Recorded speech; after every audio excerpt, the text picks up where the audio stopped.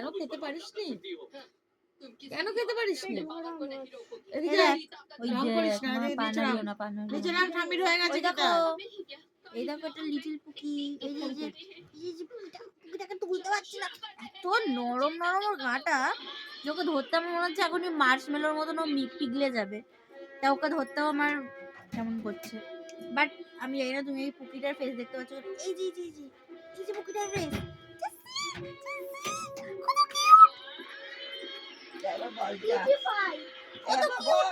ওর একটা নাম দিয়েছি আমি, ওর নাম হচ্ছে বিল্লু চ্যান। এই দেখো, বসো, খেতে বসো। আর এইটুকুনি খেয়ে নাও, এইটুকুনি খেয়ে নাও। যেটুকু পাতে আছে সেটুকু খেয়ে নাও।